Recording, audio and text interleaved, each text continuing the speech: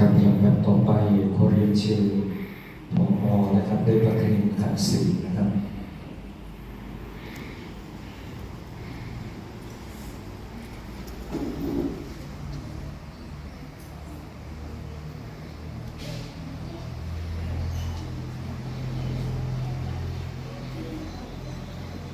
ลำดับต่อไปก็จะได้ไหว้พระนะครับ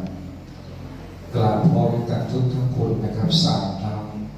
กราบหนึ่งสรณังกัจฉามิพุทธังสรณังกัจฉามิ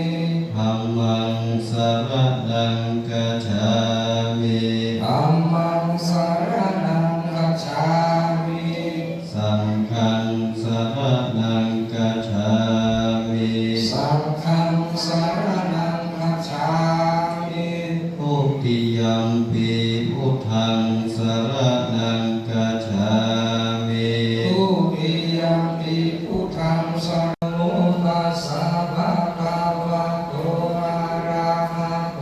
สัมมาสัมพุทธัสสะนะโมตัสสะภะคะวะโตอะระหะโตสัมมาสัมพุทธัสสะนะโมตัสสะภะคะวะโตอะระหะโตสัมมาสัมพุทธัสสะยะเคพันเตสังโฆ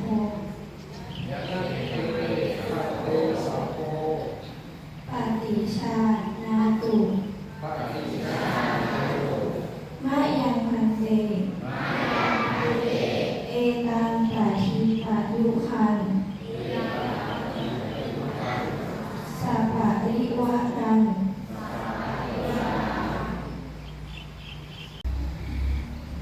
พร้อมกับของบริวารไว้ณพระอุโบสถนี้เพื่อเป็นพุทธบูชาตลอดพรรษา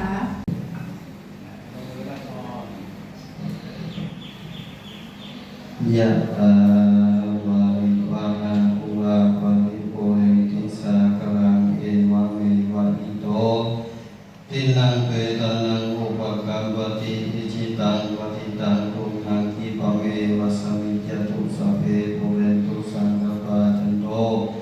ปะนะระโสยะถามณิโชติระโสยะถาเทวะโหตุติละอัจจนัยวัน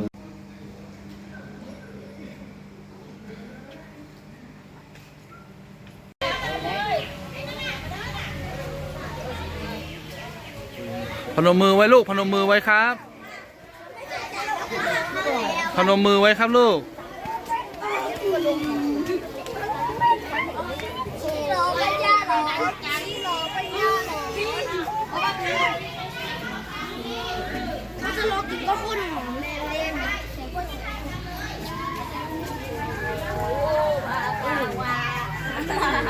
ไม่อยากให้เขาไปเล่าผู้ชายเหว่งเสียงดังเอาเลยหน้าตา